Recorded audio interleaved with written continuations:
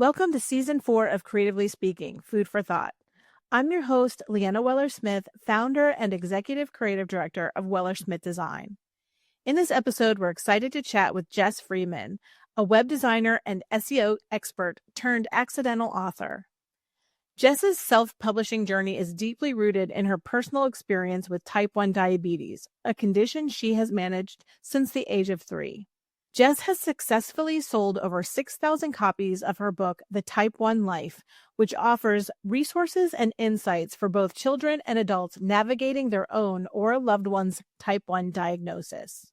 In this episode, we explore how her professional skills in SEO played a pivotal role in promoting her book, despite the absence of a dedicated social media presence.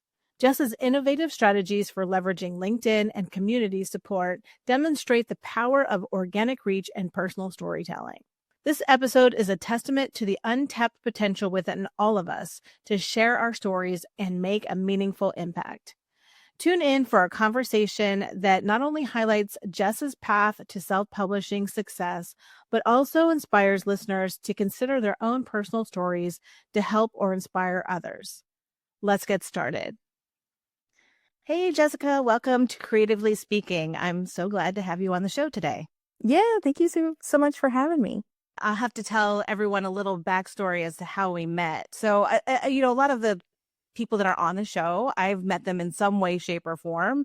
And I always think it's interesting for people to hear how I'm finding different clients or different speakers to be on the show. And you and I are a part of a networking group. And you had this open call, hey, let's get on a coffee chat and meet. And I noticed that you do a lot of similar things to what I do. And to me, I love meeting other creatives. And so I jumped on, we had a call and we hit it off. And we're talking all things design. And you were giving me all sorts of really great references and referrals. And then at the very end, you're like, and I have a book. And I was like, wait a second. You're like, I'm sorry, what? Yeah, it was like this whole big conference. So it was at the very tail end of it. But what's also fascinating was you had said, and I've sold 6,000 copies. And so that is how we are landing here, because this season of Creatively Speaking, it's all about different paths to publishing. It's called Food for Thought. And we really want to inspire people to get out there, write their books, whether, it goes traditionally or self-published, and, to really get their ideas out there. And so I thought this would be a great opportunity to talk with you about how you actually did that. Yeah. But before we dive in all the way over there, I would love for you to just give our audience a little intro, let them know who you are and what you do. Yeah. So I'm Jess and I run Jess Creatives, and I do web design and SEO for health, nutrition, and fitness professionals. So basically like other online business owners who are running their own business, from home or the gym or whatever. So I work with like a lot of dietitians, personal trainers, physical therapists, and that kind of thing. And I've been in business for 14 years. So I feel like a grandma sometimes in this online space. I'm like, yeah, I've been doing this a long time. But I really love just getting to help the online business owners and help share their message. And then, yeah, of course, I also have my book, The Type 1 Life, which is a book meant for parents of newly diagnosed children that have been diagnosed with type 1 diabetes, because I have type 1 diabetes and I was diagnosed at the age of 3. So yeah, I published that book in 2018. And then to me, it is the second book, but it's also like, it doesn't totally feel like a second book, but I actually also have The Type 1 Life for adults.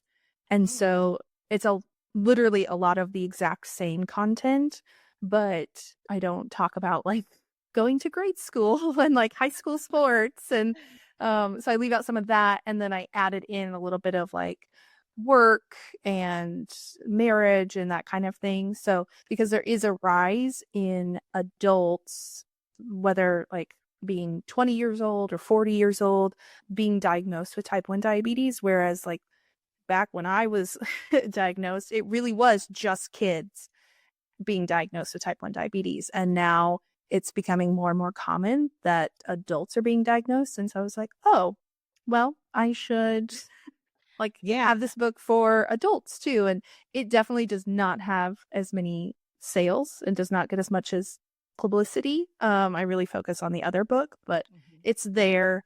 And sometimes I do have people who are like, oh, like with this book, like the Type 1 Life, the original, they're like, oh, would this be good for like so and so? And I'm like, oh, actually, I have one for adults. And people are like, oh, wait, what? And I'm like, sorry, it's like the forgotten child. So I don't talk about it as much.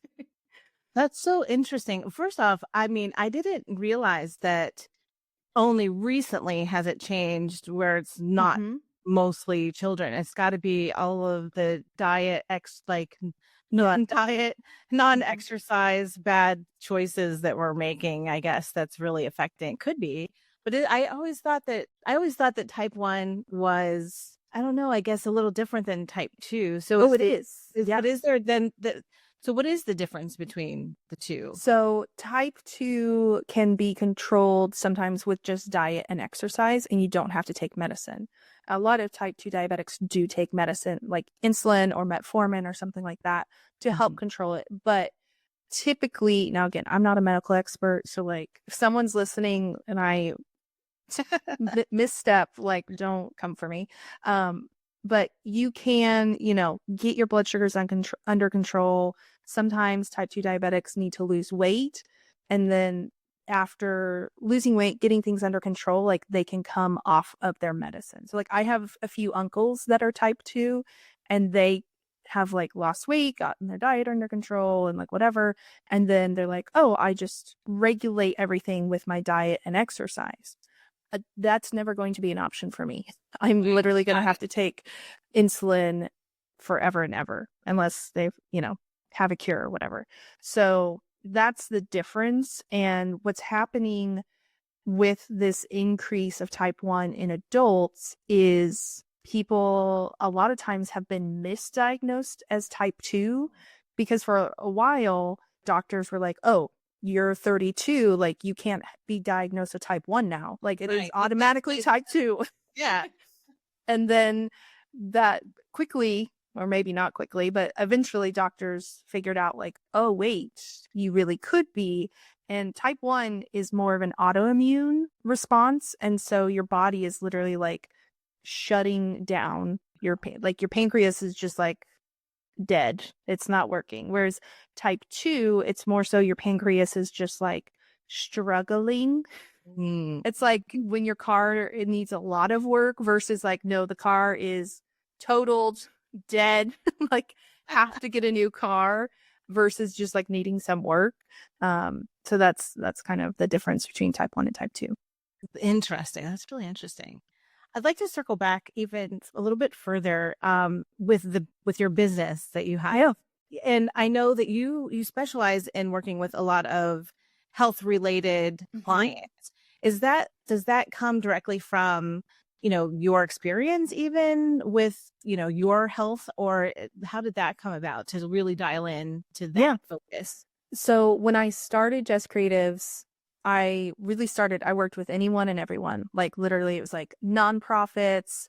I worked with a local university, like just all over the board.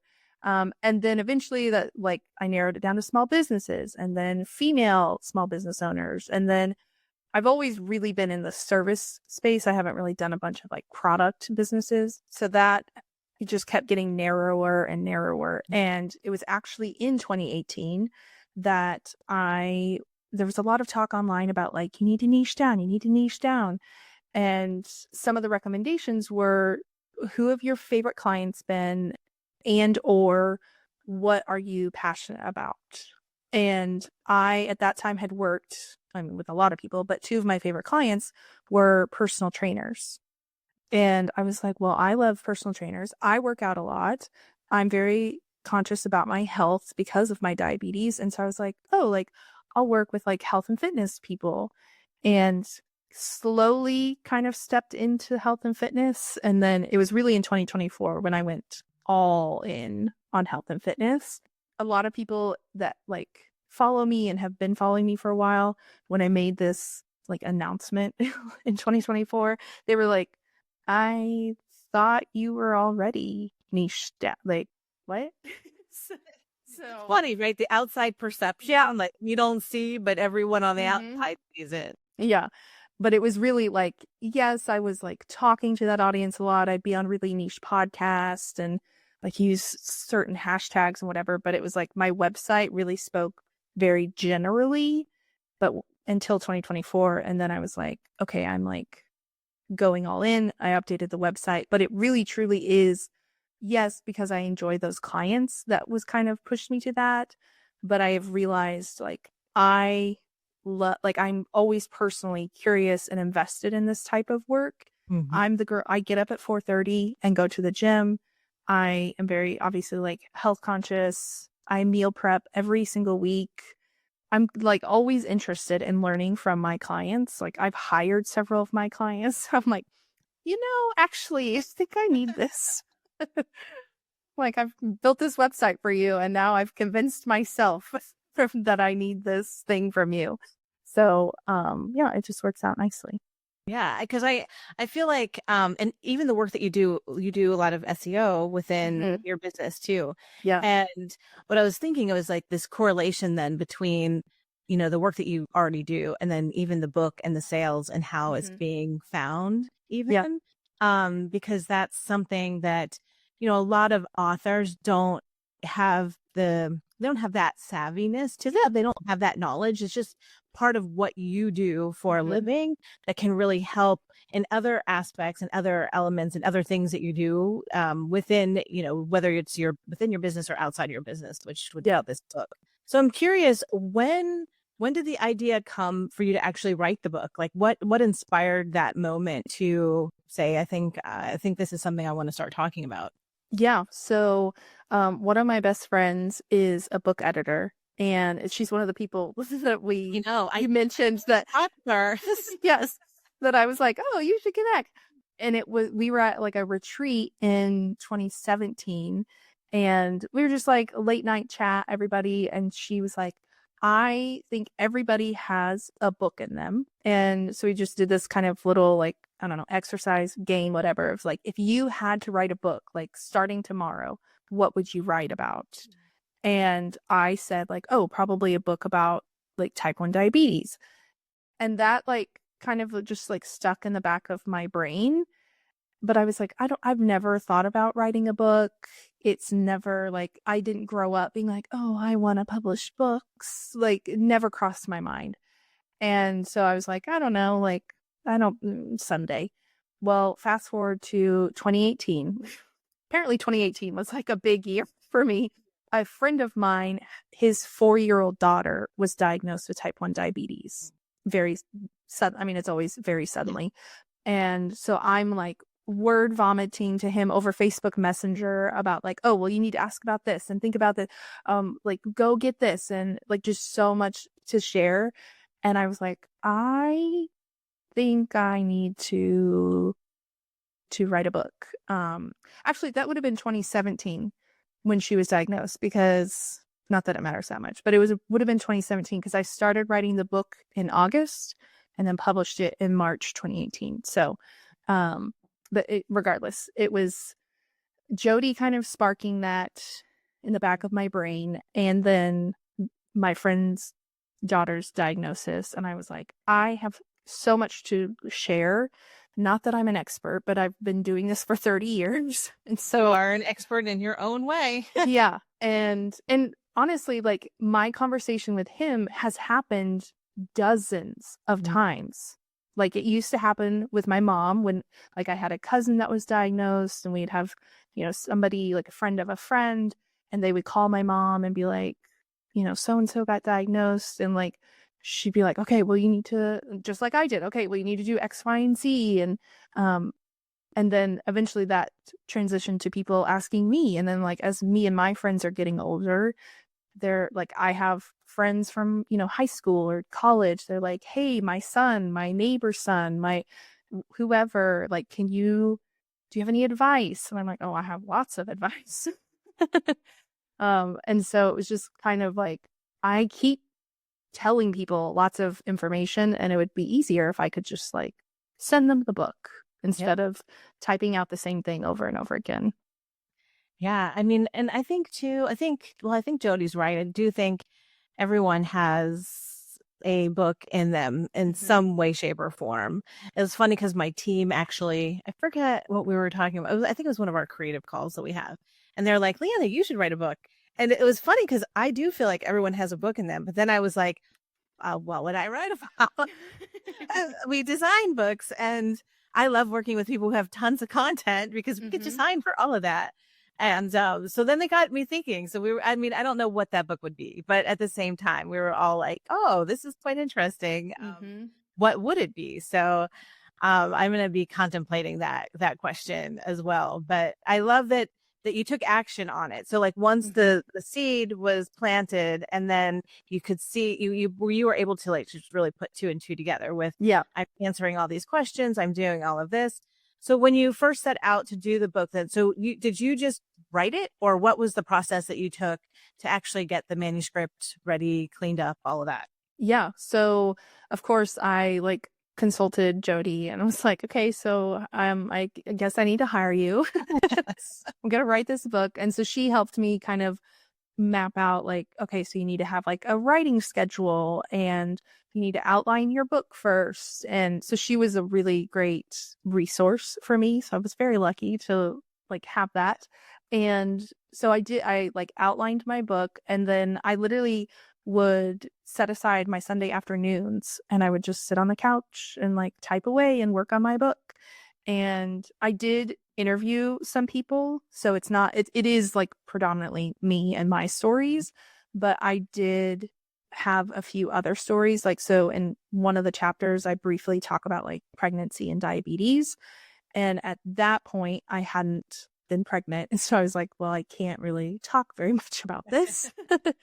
And so I talked to some people who had had a child and like lived with type 1 diabetes. And then I talk a lot about like sports and working out in the book and how to handle that. So I also interviewed some people that like run marathons or just like lift weights, and kind of got their little quips to go in there as well.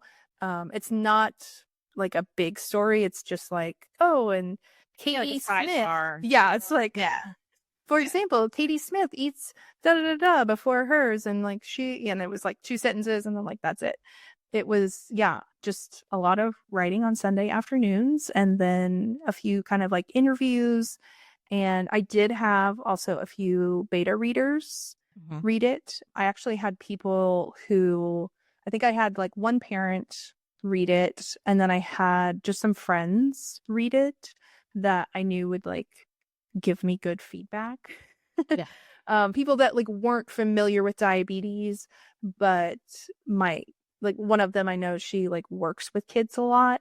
And so like just getting that beta feedback, kind of cleaning things up. And then of course, then moved on to working with Jody and having her start editing and all that. Yeah. Yeah. And you said you started, it took you about, was it like 9 months, I think? Yeah. So I started writing in August, and then I think Jody and I started editing in like January or February. And then I did my own book layout because that's something that I can do and have done for clients. And so that also made it easy because I didn't have to like schedule that and whatever, because it was just like, oh, I'm doing it for myself. I think we started, Jody and I, officially like editing and such in January or February. Yeah, that's about right. That's a great, I mean, that's a nice, easy time frame too. Like it's not too long, and and especially self-publishing, you can get it out there faster. Yeah. Did it ever cross your mind to try to share this with any, traditional publishers at all?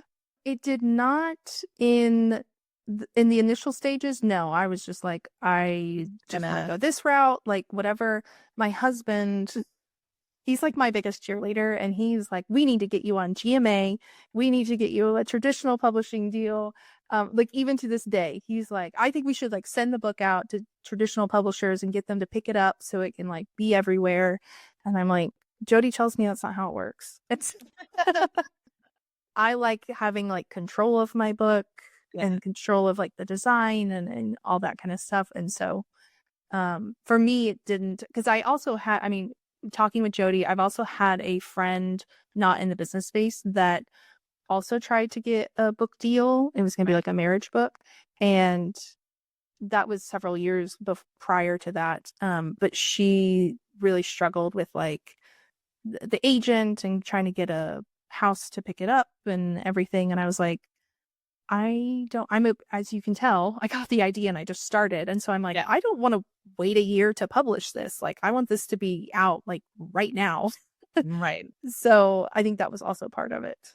Yeah. Well, I do think it's a unique perspective that you're coming from for this book. Mm-hmm. Like, I know one of the things we had talked about was, when it comes to getting visibility in certain circles, it's hard because you're not a medical professional. Right. But at the same time, like, I really think that, your path, you are living this life. Mm-hmm. And, while obviously there's medical advice that has to come with Right. this type of diagnosis, Mm-hmm. I think that it's always really valuable to hear from somebody's perspective of how it is for them, what you have, Mm-hmm. like different tactics you may have used or your parents may have used while you were going through all of this, because you were like 3. Yep. So, there's all these things, and it makes it less scary, like hearing from somebody that is like your age or somebody that's gone through it.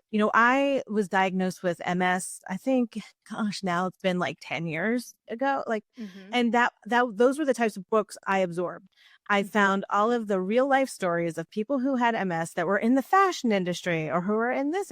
And yes, some of it was scary, but at the same time, it was real, like that Mm-hmm. they, you could understand how they were coping or different things that you're like, am I crazy? But it's like, no, that's what this is. So Mm-hmm. I feel like this perspective is so important, like your perspective of how, like all of that, but then also infusing all that guidance, that real life experience that people are curious about. Like, well, what's going to happen when they turn, 12? And then Mm-hmm. what happens when they go to a friend's house? And, there's all these other, because you think about that even when they're 3, you're Yeah. like, oh my gosh, what's going to happen when they go to daycare, and what's going to happen? And so I feel like your perspective on all of that is Yeah. really, really valuable.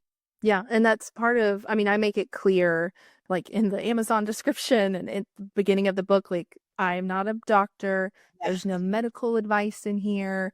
This is all just like practical. And there's no medical advice. It's all like how to handle like Christmas get togethers with family and like, Real life, it's you the know, life part. It's like, how do you do life? yeah. And I always, because it's not just affecting the child. It's Right, right. And I always say, like, it's all the stuff that doctors don't tell you. mm-hmm. And I mean, to be fair, maybe there are some doctors who talk about these things, but like, it's just all the stuff that, like, you only have like, what, 15-20 minutes with the doctor and then they shuffle you out the door. And so you can't necessarily like ask about like, I mean, yes, there might be questions about like, okay, so how do we handle insulin at Thanksgiving when there's like a buffet and we're eating all day or, like whatever. But that's a different conversation than like, okay, but like, how do I talk to my family about there's no sugar-free dessert? Can someone make a sugar-free, like whatever? And nowadays, there's a lot more of like, you can eat whatever you want, just take the insulin to cover it. But growing up, my parents very strictly followed like nothing over 6 grams of sugar. And like you can on Thanksgiving, you can have like one cookie or one like splurge dessert, and that's it.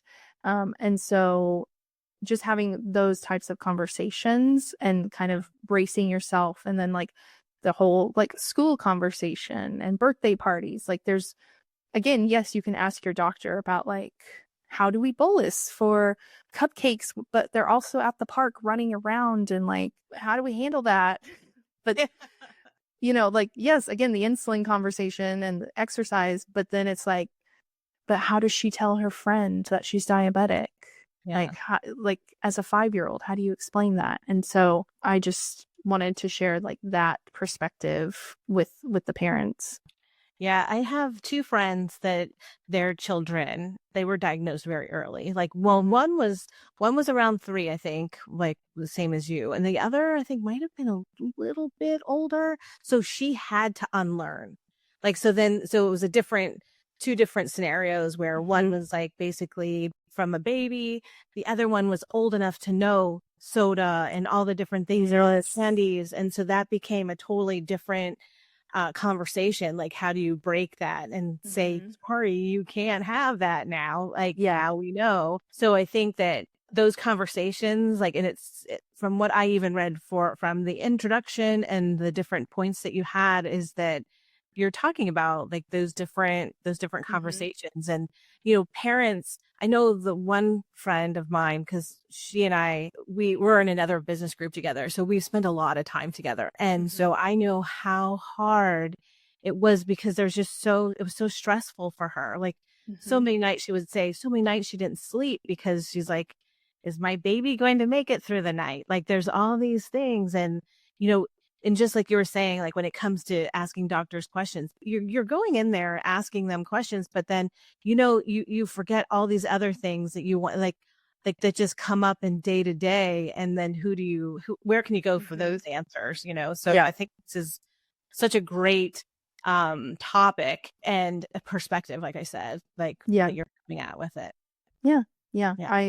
It's been really cool to hear like from parents. Sometimes, most of the time, it's just like in the reviews on the book, but I've gotten a few people who like went and found me, and like DM'd me or emailed me or whatever. I even had one person who somehow found my phone number, like called me.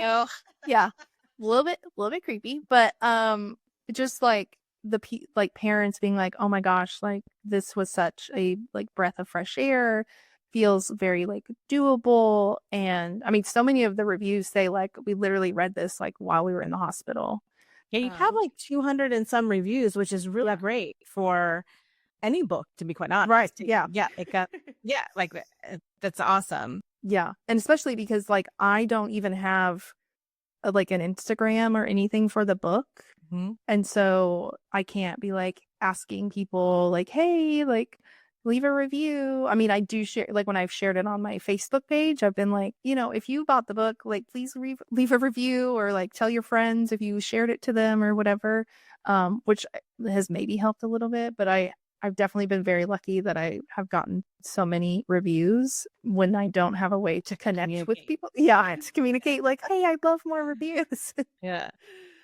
So when you were done writing the book and you were ready, you designed it and all of that, which service did you end up using? Did you use KDP? Did you go with Ingram Spark, or where did you land with that? Yeah, I went straight to KDP. It was the one I was most familiar with. And I just was like, yeah, that's the one that I want to do. And obviously, like I'd done that for a few clients already at that point. So it was like, I know how to do this. And yeah.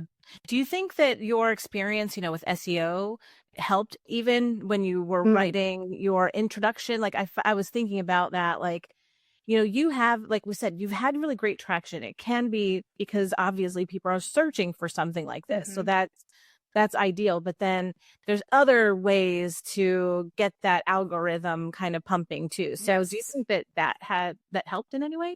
For sure. I do. I really do. Because even so, the title, The Type 1 Life, like just kind of came to me. Like I didn't even think about it that much. It was like, I think it came to me before I even started writing the book, if I remember correctly. Like I remember telling Jody, like, I think I want to call this The Type 1 Life. That it just like popped into my brain.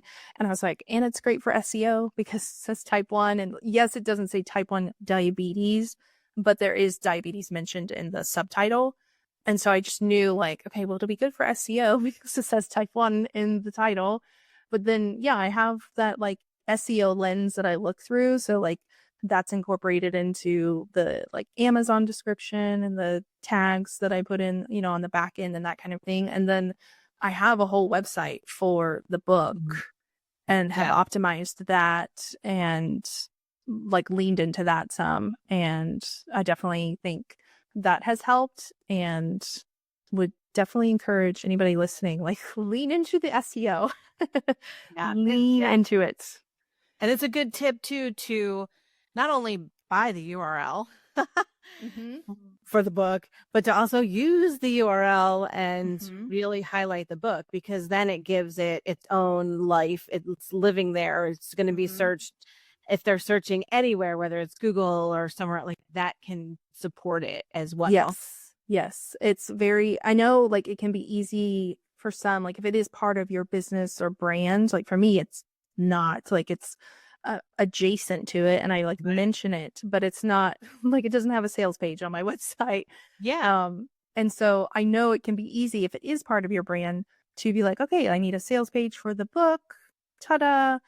But I would definitely recommend like setting up another website for just the book. And mine is very, very simple. I think it's like 3-4 pages and very clean. It has like reviews. It has what the book is about, like but all like that. Yeah. And it gives me an easier URL to send people to. And then I can build up the SEO for the book itself and drive more traffic and sales that way. So once you hit publish, what happened? It's like, what did you do? Like, did you tell anyone at that point, or like was there a book launch at least, or like what happened after that? So I definitely probably could have done like a better launch. I probably like underplayed it a little bit. I just posted on like Facebook, LinkedIn, Instagram, like it posted everywhere. And it got the most shares on my Facebook. And I think because it was all like my Facebook is very personal. Like I don't really have business friends on there. I mean, I have a few, but most of it's personal. And like a lot of my Facebook friends are people that have known me since grade school, high school, college, like, you know. And so I was like, yay, I like put out a book, and I had like teased the book and that I was doing a book a little bit, but I wasn't like doing weekly updates or anything. So most people I think were probably surprised, like, wait a minute, I didn't know you were doing a book. What are you talking about? But I did a little post that was like, I wrote a book. This is what it's about. Would love for you to share it. And people just shared. And it was only, I don't think anyone outside of my like circle shared it. So it's not like it went viral by any means, but I have like 500 or 600 Facebook friends, and I think it got 100 shares or so. That's awesome. And people would just share it and be like, oh, this is my cousin Jessica. Like, make sure you check out her book. And this is my friend Jessica. Like, and so that really helped get the word out. And then I did do a little bit of like a PR push. So like I sent it to, I have like a local magazine. I live in the suburbs of Atlanta. So like we have like a little local magazine. And so I like sent something to them, and I didn't even get a full write up. It was like one little like picture of the cover and a little blurb on this like page of, you know, like local happenings or something. And then I also got a shout out. I emailed my alma mater, like my college, and because they have an alumni magazine, they did a full article on me. And so I got like a 2-page spread. So that was cool. And I think I did like maybe like one other thing. And that was really it for my PR. I was like, ta-da, like Facebook and a few little like articles, woohoo, and that's it. And then I just kind of committed like to myself to share it on Facebook like once a month. And so I literally just put it on my calendar, and I just did it on like it. So it published on March 18th or 15th. Now I can't even remember, but I like set a reminder. It was like on the 15th of every month. And it was like, promote the book. And so I just would like go on Facebook and be like, oh, it's been like 1 month since I published the book, so much. Like, thank you so much. And then I would like, once I got reviews, sometimes I would share the reviews. Or I'd be like, thank you for sharing. And it just kind of like kept reminding people. And I think I did that for the first like year and a half, and eventually kind of fell off from doing that. Yeah. And people just kept remembering it. And I still occasionally, like, I get DMs from people, like friends that are like, I sent your book to my neighbor, like their son got diagnosed, or like I say, or like, what's the link for your book? My daughter's friend. Genius. Yeah, they're like, yeah. And so, and I really, I mean, obviously I love share like anybody who shares it or whatever, but I love when people are like, I sent your book. And I'm like, I love that you like remember where it is, the name, or like what, I mean, and it is saved on my like Facebook profile so they can see it very easily. But I'm just like, oh, you like, you remember the name of my book.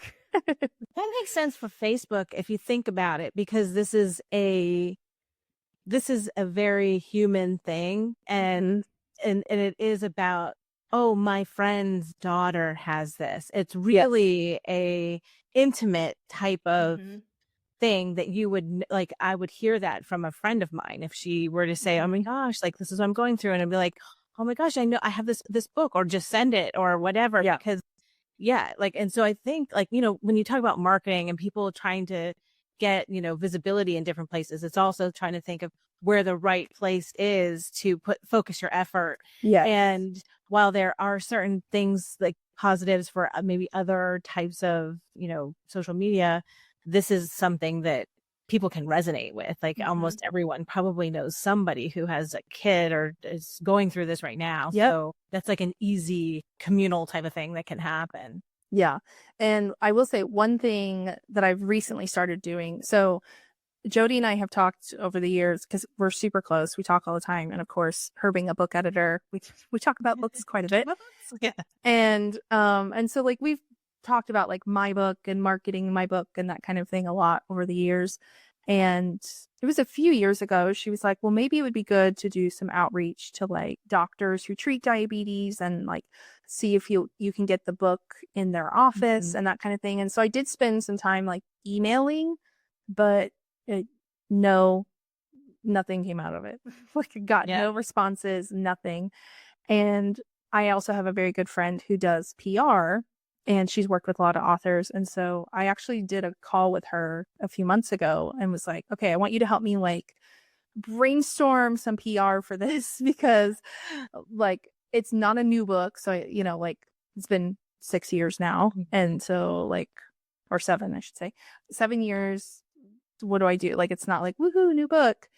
And I was like, I'm having a lot of difficulty getting on podcasts or anything because I'm not a doctor. I'm not a diabetes educator. I'm not an influencer because there are like a few like diabetes, like influencer kind of brands, whatever. And I'm not this like ultra marathon runner because that's the other thing. Like diabetes podcasts often will feature like doctors and educators and like dietitians, or like, oh, this person's an Olympic athlete, or like had their leg amputated, or like they traveled the world for 12 months with diabetes. And I'm like, I am an average Joe who lives in the suburbs and works from home. Yes, I have traveled. Yes, I work out. Like, but none of that is like, woohoo. And so I was like, I don't know, like, can we work on my positioning or my pitch for like how to get on podcast? And her idea, which has worked so well, she was like, instead of just emailing, I think you should try to connect with doctors and dietitians and diabetes educators on LinkedIn and ask if you can send them a book so that like they get a free copy. And I have mailed over a dozen books. As soon as we got off that call, I just went and was like, diabetes educators. And just like click, click, click, click. And I will say, I mean, I don't want to say I'm active on LinkedIn, but like I post occasionally, for my business. But I tweaked my LinkedIn because like I don't get clients from there. I'm there, but so far it's not brought me any clients. So I tweaked it a little bit. It still talks about my business, but like my little LinkedIn banner now says like web designer by day, type 1 advocate by night, but it crosses out and it says always. And then like my LinkedIn title, like it does say web designer for health professionals, but then it also says type 1 diabetes author. And then I added, so I've heard this strategy for podcasters where you add your podcast as a job, quote unquote, like in your career history. Most business owners, we have our business listed as like whatever, but they were like, also add your podcast.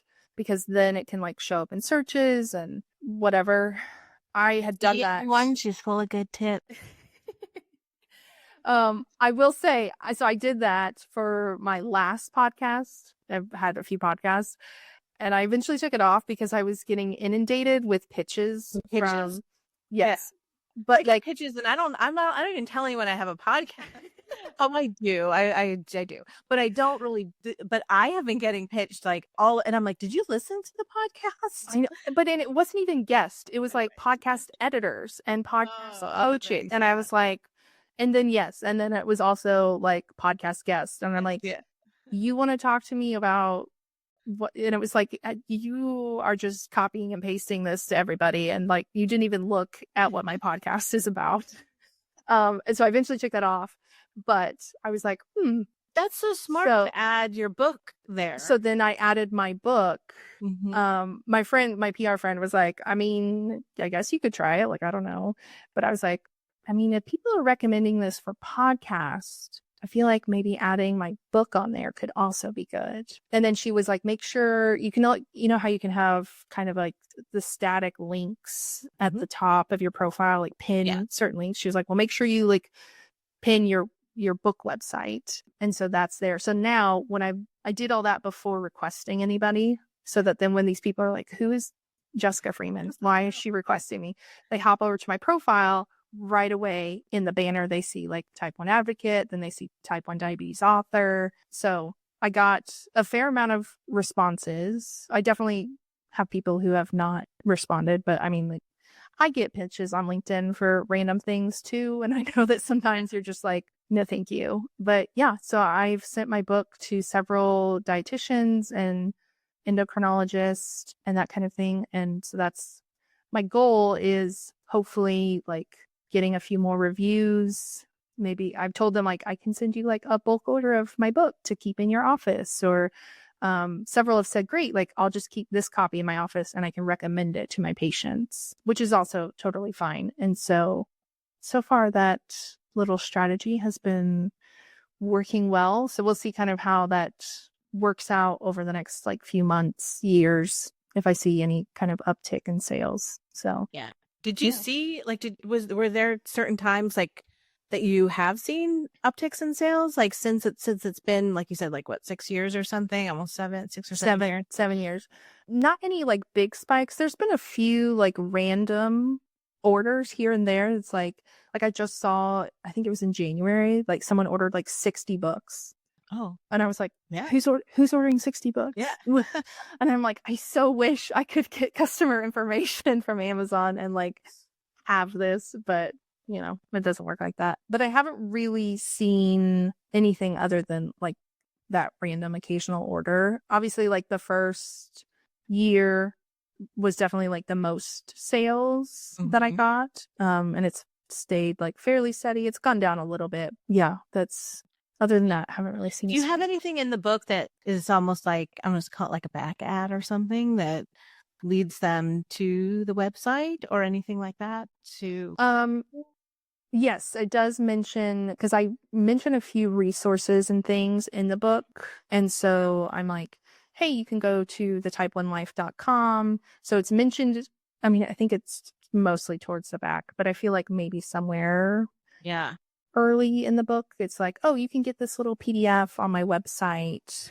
And like, send it. Because maybe if it's like an ad, like if you know, because since you're a designer, if you design it, like something a little bit bigger in the back, then they can say, oh, I can get these resources over here, or you know, like maybe there's different charts or different things that you would need.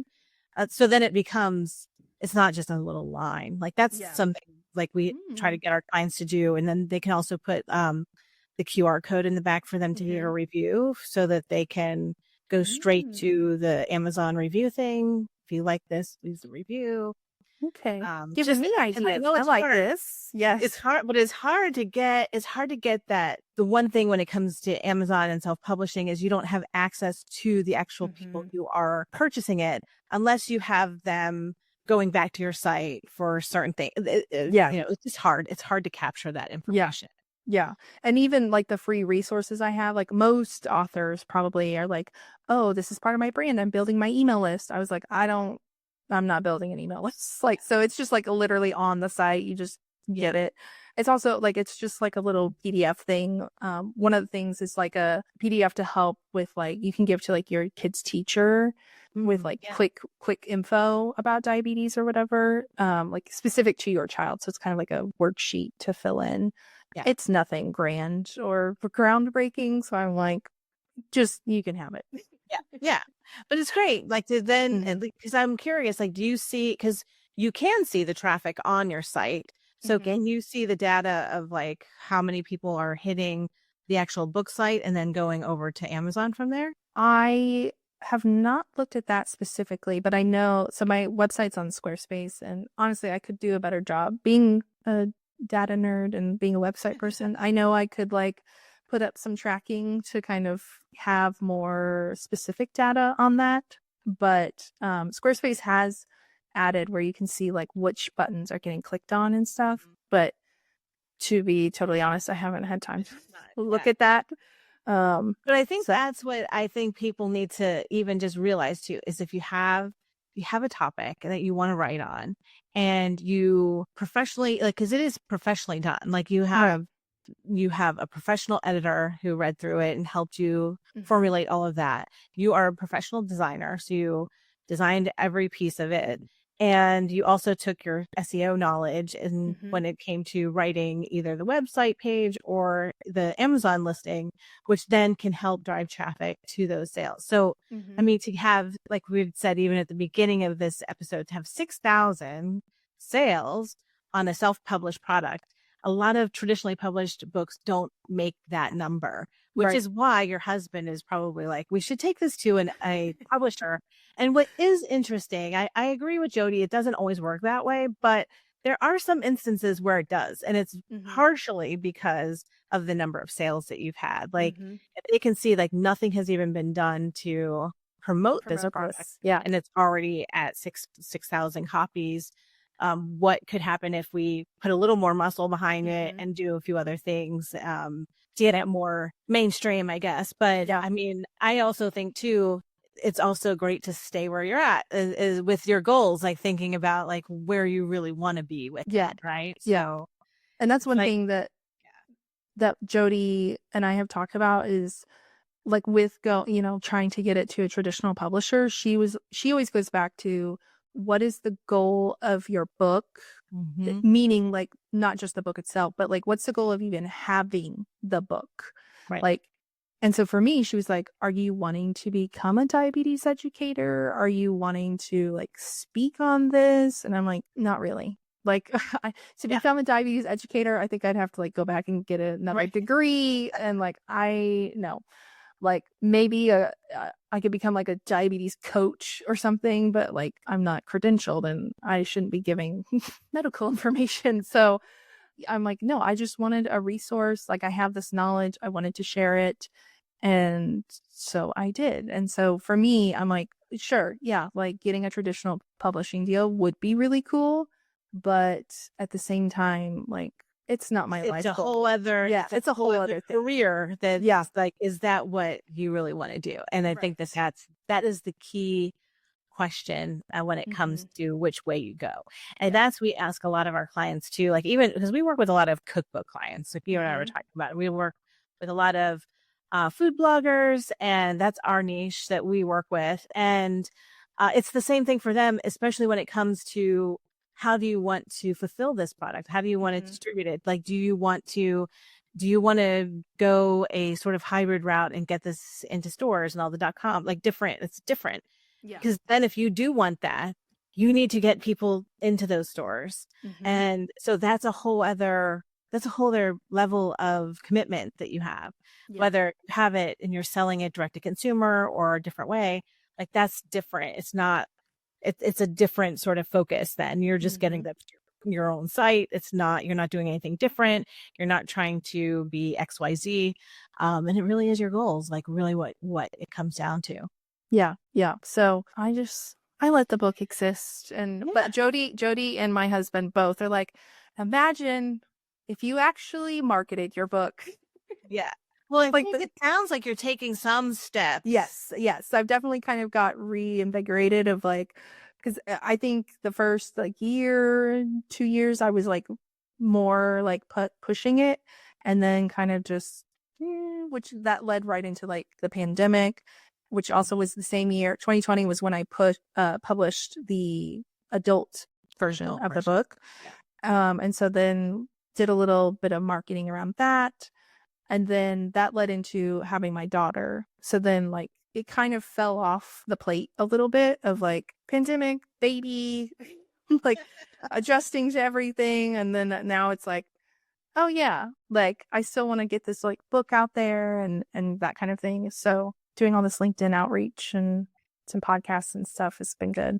Yeah, I can't wait to see where all that goes. I mean, we're Yeah. going to be in touch, so I can't Yeah. wait to hear how that goes. And I know I already have some things I'm like, oh, I've been in this LinkedIn container for a couple of weeks now, and so we've been kind of going through the how to optimize your all of your profile and everything, which I have not done any of the work yet, but I'm listening to all the things and I'm like, okay, I just need some time, like space. And I'm going to just methodically go through it. But the information that she shared with me is very similar to what you were just talking about with, updating the header and making sure you have certain things in different areas because LinkedIn obviously like is a great place for those professional connections that you're trying to hit. Like for us, it would be publishers, authors, editors, that kind of thing. And for you, especially the doctors over here on LinkedIn. But then when it comes to the best place to really share it, it seems like Facebook then really works to this topic for you.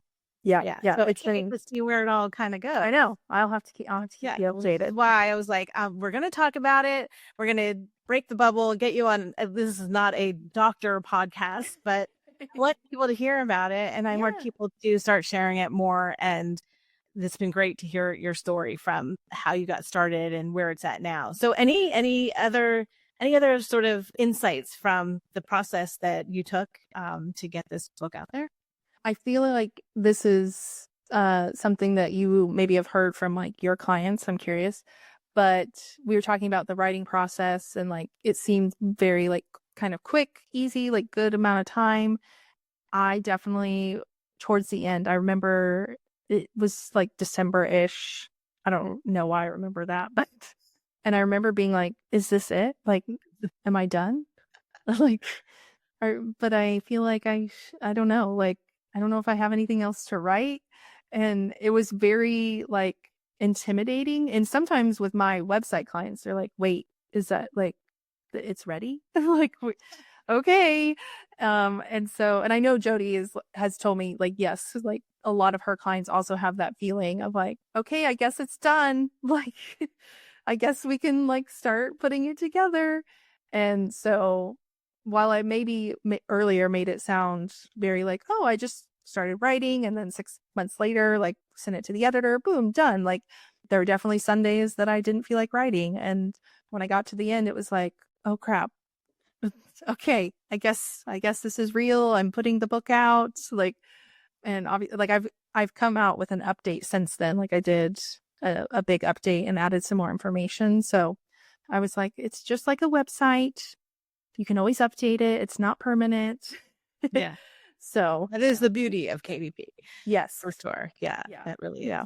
Yeah, I would say our clients are similar, but it's similar but different because they are like for them, since they are food bloggers, it's more or less it's the editorial process of editing these recipes. So because it's a different type of writing. So you can write for the blog and maybe you have 3 recipes that are very similar, like, and they're kind of consistent, but it doesn't really matter. Somebody's not like reading, like going through. So when it comes to our cookbooks, I think at a certain point, the client is always like, we're done, right? And then it's like more stuff, but then they're like, oh, we're not done. Okay. Yeah. It is more editorial, meaning to try to, because it's very structured content, right? So they're trying to make it all consistent to how, okay, you're talking about this the same way the whole way through. On the blog, it doesn't really matter if you tweak some words or if it's worded a little different, because no one's going to be reading it that way. And not that, but there are a lot of people that read through cookbooks, and so they just want the book to be consistent. So that's where our clients get like, they're like, this can't be, there can't be any more, and we're like, well, here's the proofread. Like, because there's all these little phases. So yeah, but that's exciting. It's so what I want to say is I'm so thankful for you to share this journey with us. I want to make sure that all the people know where they can find you. So both sides of the business. That way people can see what you do, and maybe there's some people that need your services as well. Yeah. So the book is at thetype1life.com, or you can find it on Amazon, The Type 1 Life. And then if you want to see my design stuff, you need a website, whatever, that's justcreatives.com. And then I'm on social media at justcreatives. And I don't have any social media for the book, like I mentioned, but I do share about the book on my business profiles occasionally, just because since I am in the health niche, people are like, they find it relevant, and they love when I do, like, twice a year, I do like a day in the life of living with diabetes, and I give them like an hour by hour kind of like update of like what my blood sugar is doing and all that kind of stuff. And people find it fascinating. So it is fascinating. Yeah. So if you have questions about the book, like, you can reach out to me on Instagram or whatever. It's not like I'm not going to talk about it. Well, Jess, thank you so much again. And yeah, I can't wait to see what happens over the next 6 to 9 months with the outreach that you're doing. Yes. And I hope that people will like, love, and share this episode with people, because I think that it's very valuable. Well, thank you for having me. I enjoyed chatting. All right. Bye.